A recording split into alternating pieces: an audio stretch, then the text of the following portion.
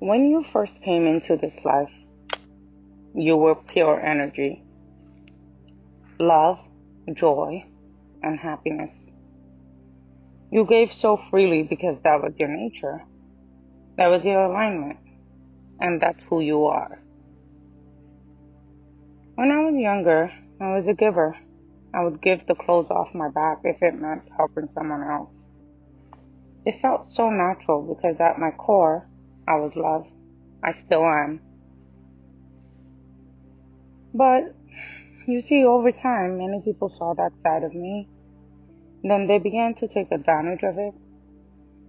And piece by piece, I thought I had to change.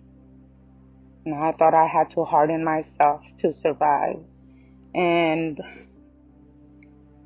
when I finally learned to stand up for myself and protect me from the people that were meant to protect me, they didn't like it. They said, "You've changed, you know, you're more stubborn now, you're not pleasing me anymore," and so on and so forth. And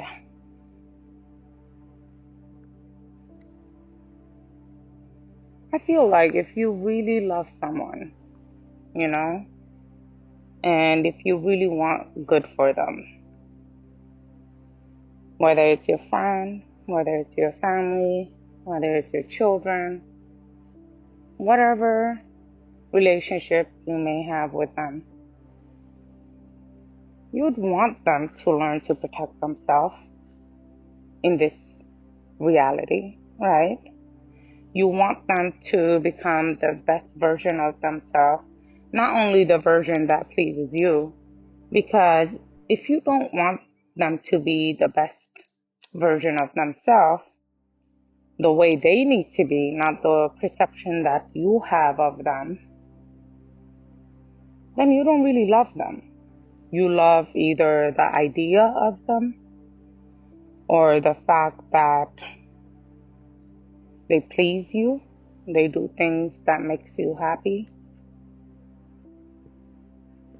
And, when we go through life, we think that, hey, I gotta become tougher, I gotta become stronger in the sense where society shows you, not in a spiritual sense, where you are building your spiritual stamina, your emotional stamina, your psychological stamina. Not in that sense, in a sense where you learn to fight back physically and you don't know how to properly process anger and you don't have the self-awareness of how to protect yourself, because protecting yourself is not just physically, right? How many times physical harms come to you?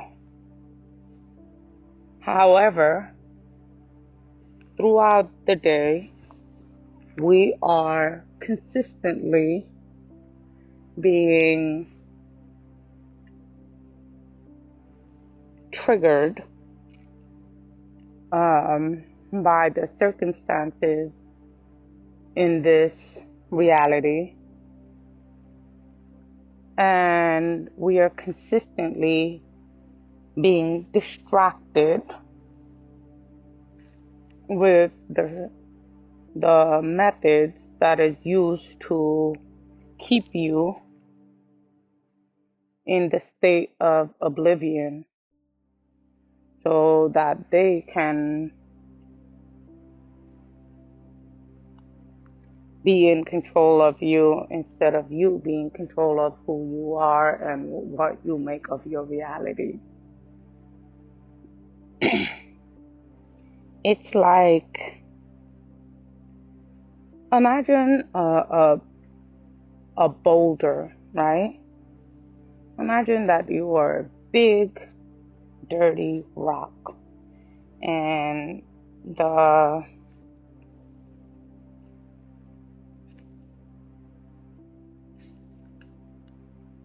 the world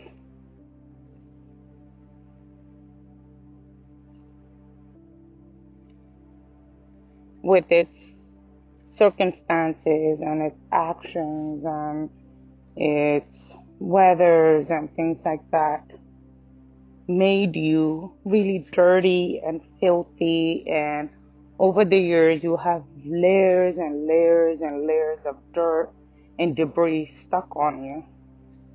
It's so filthy. And imagine that the boulder is rolling down, but as it rolls down, it collides with the storms, the winds, and the obstacle. And though it may look like it's being broken, what's really happening is that it's being polished. And as you go through life, you learn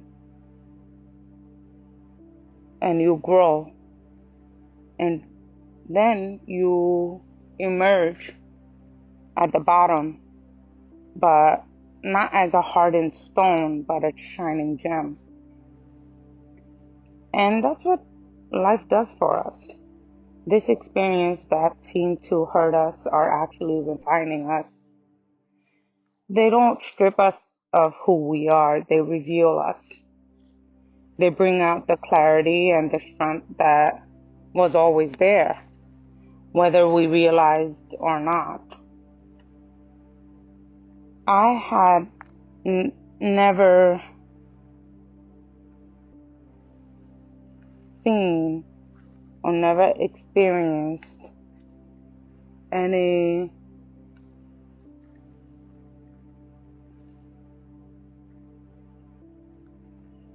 I had never experienced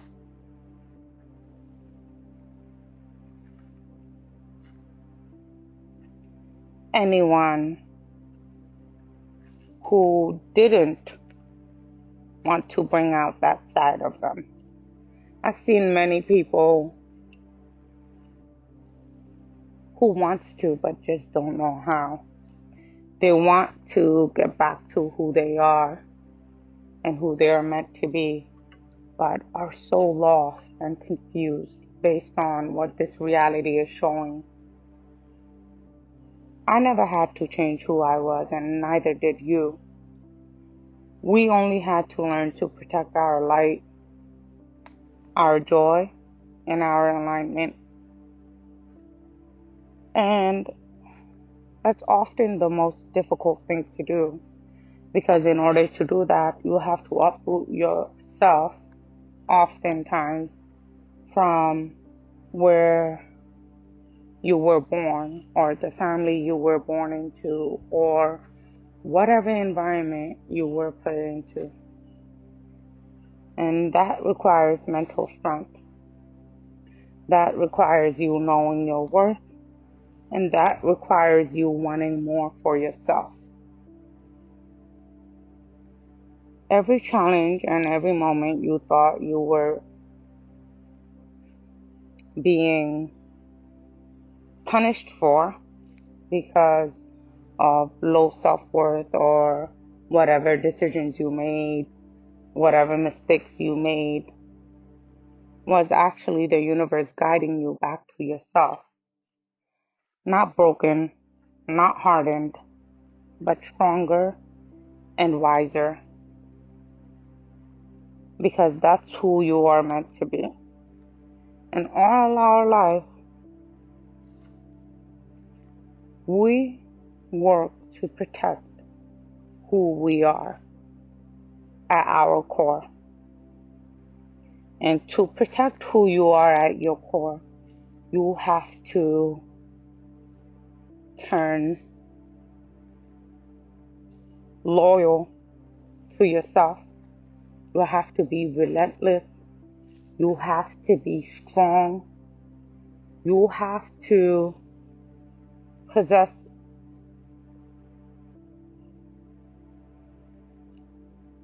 self-discipline where no one can make you do anything that does not align with you. And as we practice and as we hear the same message over and over again, because I'm not the first person to come and spread this message, right? It's no big secret. It's not like this has not been said before, but each person's receptivity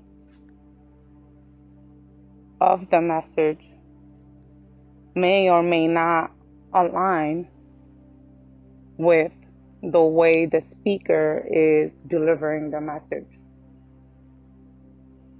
And I hope that you are able to receive this message from me. And if it's not from me, my hope for you is that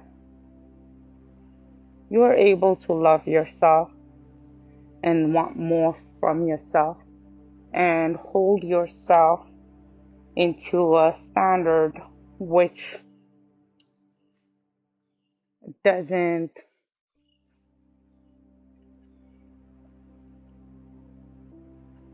give up,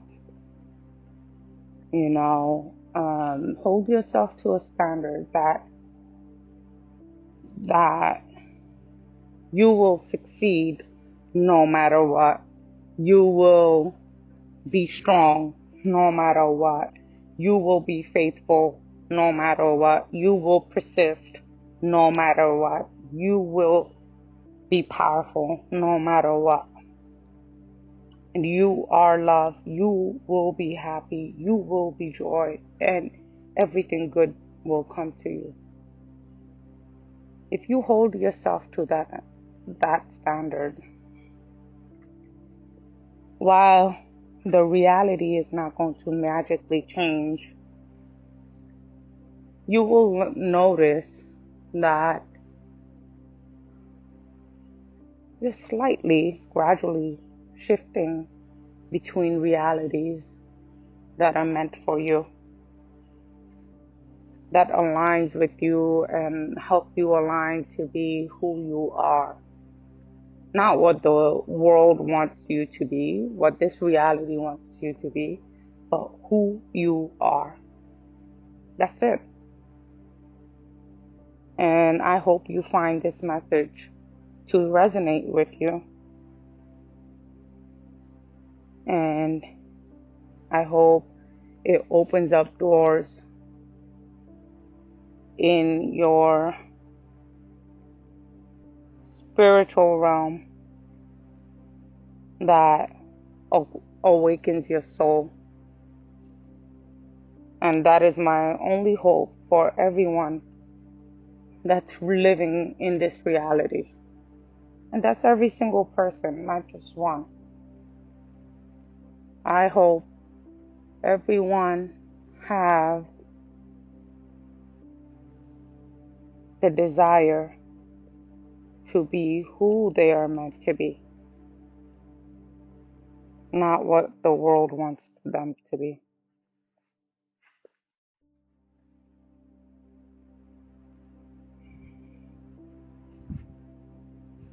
The thing is that, when we are younger, the people around us can see the light within us more than we can see it for ourselves.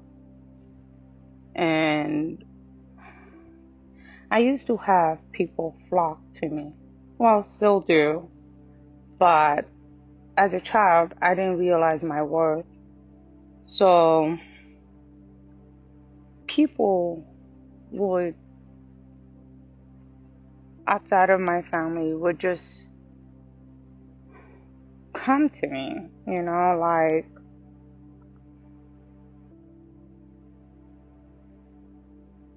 they just wanted to be around me. And I didn't understand why for a long time. That, why? Because I didn't have the self-worth. And some people in my life saw that light that I was bringing to other people, and they didn't like it. They didn't like it, and they tried to dim it. And for a while, it did dim, you know. For a while, I didn't know who I was, if I was worthy of love, if I deserved anything good in my life. Anytime something good would happen, I would always say things like, why? Why is it happening to me? You know, things would happen to me where it didn't make sense. I would randomly find money on the street, right? And I would pick it up and I would bring it home to my grandmother and I would ask her to donate it because my thought process was that the universe gave it to me so I can help someone else. It came through me, it wasn't for me, right? So, instances like that happened so many times that I couldn't consider it a coincidence anymore. I would lose my wallet, and then the next day or 2 days later, I would have a person come to my door and deliver that wallet with everything in it. I would have,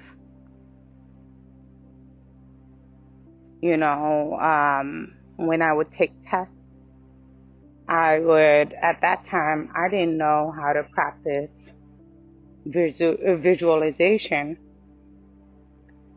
but unaware of the practices and the title, I was actually doing it. And we all do it without knowing. And every time I would take a test, I would just, before the test, I would close my eyes with the test paper in front of me, and I would envision a number on it.